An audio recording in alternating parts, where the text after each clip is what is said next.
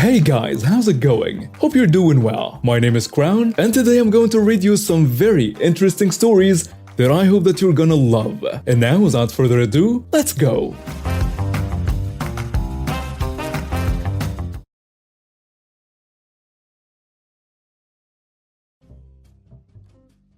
Okay, so this happened a while back. I was 14, I'm male by the way, but 5'11 and 6 foot while wearing shoes. I went to a local grocery store with my parents that we will just call A Mart. It's a huge store almost like a Walmart, and the employees wear black polo tees which say, "How can I help you?" As usual, me and my parents entered the store and split up to go get our separate groceries.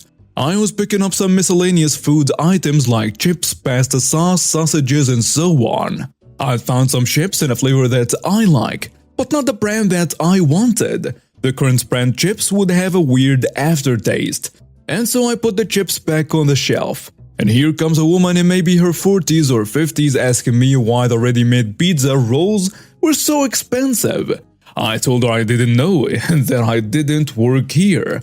I can kind of see why she thought I was an employee. I was wearing a Black Panther shirt, which was mainly black. As soon as I said I didn't work here, she screamed, "Don't try to fool me, I know you work here." Meanwhile, shocked, I answer, "I don't work here. I'm just a 14-year-old getting groceries." A cashier from the front came and asked us what was wrong.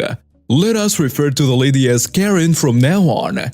Karen said, "This employee assaulted me and refuses to help me." The employee, dumbfounded, says, "He doesn't work here." He then turned to me and asked if I assaulted her. I explained the situation to him and he had a look on his face. Something like, "I don't want to deal with this nonsense right now."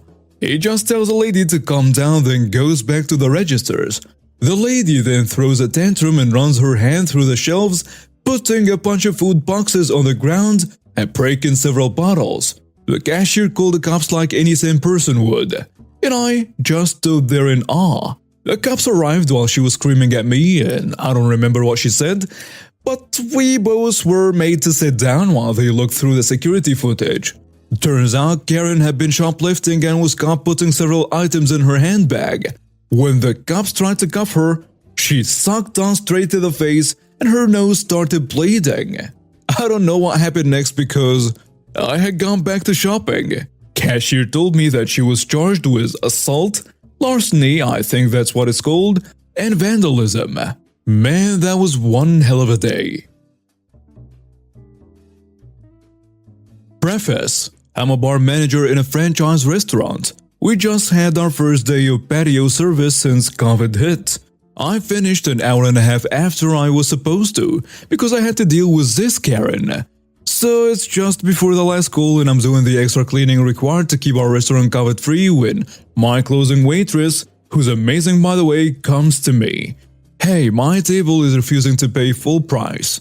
Now we've had a crazy service and rocketed it all night even with a few hiccups. But I was in a great mood, especially it was almost time for me to enjoy my patio. So I put my understanding, compassionate, friendly manager voice on, go to the table, introduce myself and ask, "What seems to be the problem here?" "This stupid jerk is overcharging us and I'm not paying. Here is the price on the menu." Pointing at our new paper menus we give out. "Thanks, COVID." Me ignoring the swearing. I see, I would also be frustrated. However, as you can see here, an eye points a bit above where she is. It says to go, which is not our dine-in prices. "That's nonsense. You jerks are trying to rip me off. It clearly states the real price here and that's what I'm paying. So you go fix my bill or else." Now, I'm pretty laid back and even though she was swearing at me, I'm thinking, okay, I will buy a drink or two and that will make up the difference. Just to get her out of here at this point, as she's making a scene. Well, I can probably... "Screw you, listen here, I'm not paying this bill. If you don't change it, I am calling the cops." At that point, I've had enough. I was about to be nice and she decided to treat me and my waitress like garbage. Plus, if I'm being honest, I felt like the first night back, I had to defend my restaurant. "So, you're refusing to pay your bill? Are you going to leave?" "Didn't you listen, stupid? No, I'm not paying. And I'm not leaving, you jerk." "Okay, so you won't leave and won't pay your bill. I'm going to have to call the cops on this matter to resolve it. Do it! I will call them for you. So I go to the kitchen manager, who's also part owner, explain the situation and my plan, and he's like, yeah, if they calm down, discount a couple drinks and send them away. Otherwise, do what you think is best. Alright, it's on. For the first time in my 10-year restaurant career, I called a non-emergency police line to explain what's up and ask is it worth calling an officer over. The dispatcher says, oh yeah, absolutely. It sounds like she's getting aggressive and refusing to pay for a service. That's fraud. We will send a unit when we can, and if she gets violent, please call us back.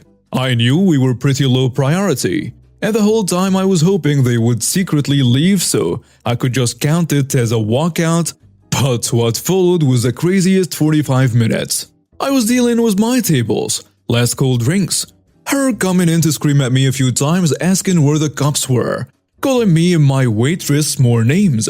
My favorite line though was, I have kids at home.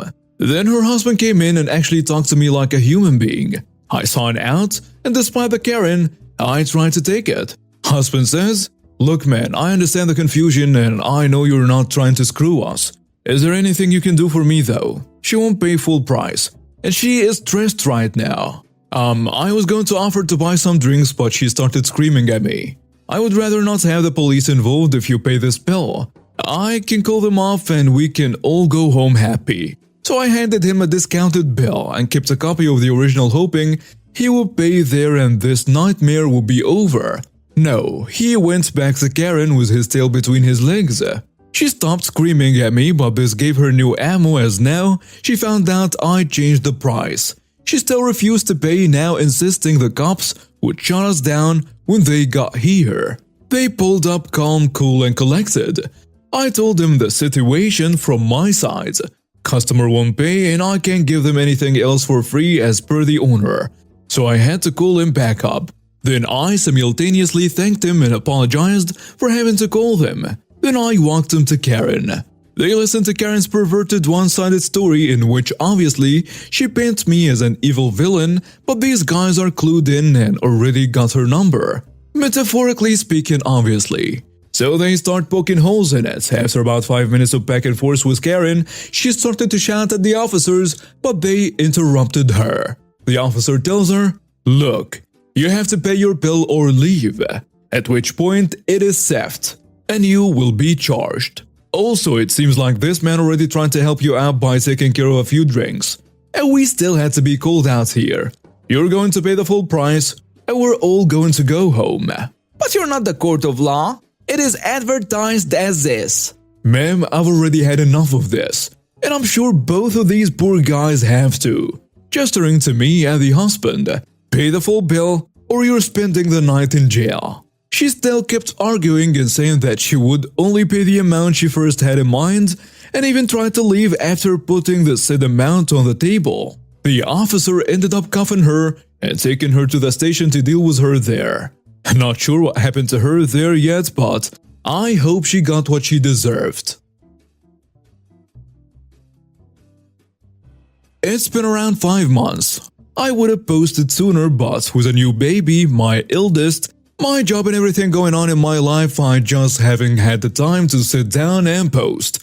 My eldest son is doing well, my new son is healthy and happy. I hardly have any sleep, working full shifts at our computers. Tending to a baby, my eldest is doing karate and I'm attempting to keep some semblance of a normal household running smoothly. My husband and I alternate days where we cook dinner while the other cleans up. It's been a hectic few months. I was wiped. The dark circles under my eyes looked like someone drew them on with a Sharpie. Thankfully, my little one is good now and sleeping through the nights. So we're finally getting some sleep, but the stresses of dealing with my ex-friend Barbara and her crazy mother Karen had definitely taken their toll on us.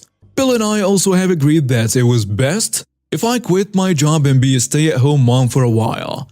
I posted 5 months ago about Karen and Barbara and their at-the-time shenanigans with Dave. Barbara tried stealing my husband, hurting her own husband Dave in the process. moved her psychotic mother Karen into their marital home, and they have been harassing us by putting our house up for sale on Craigslist and creating a fake Tinder profile for me. That is just the condensed version of the events that occurred. We did look into getting a private investigator, but they were too out of our budget to afford. Thankfully, Bill made some friends in the police department through their shared love of football and bowling. They began hanging out at the house more, and they were catching Karen and Barbara driving by and being on their nonsense like usual. A few instances to mention. The 4th of July. The neighbors hosted a block party on my street. There was a barbecue, music, and water activities for the kids. Once it was getting pretty dark, the kids got to play with sparklers and poppers. I was on the porch with my newborn while my husband and eldest were joining in on the fun. Karen's car comes around the corner and comes to a screeching halt. She starts blaring the horn, making everyone get out of the street. She was shouting out of the car at me as she was driving by. It was awkward and sucked the fun out of the whole party. Barbara showed up to the house trying to get in to see Bill. Our security cameras caught her moving around the outside of the house trying to find a way inside. We kept every door and window locked. Eventually, she began coming and sitting on the porch, almost daily for a few hours before leaving. I started noticing she was looking more and more disheveled with every visit. I've been hearing through the grapevine in my circle of friends that she has begun using drugs. I was at the grocery store with my newborn picking up the usual groceries, and I noticed Karen was there but tried not to give her any attention. My newborn was in his car seat in a cart, and I noticed Karen was following me around the store. Any aisle I went into, she would quickly follow. I made sure to keep my newborn in my line of sight at all times. I was on high alert. I made it to the bread aisle and parked my cart. As I was grabbing the usual bread items, I felt the hairs on the back of my neck prickling. I look over and Karen is across the aisle, glaring at me and my newborn. I quickly put the bread into my cart and continued chopping.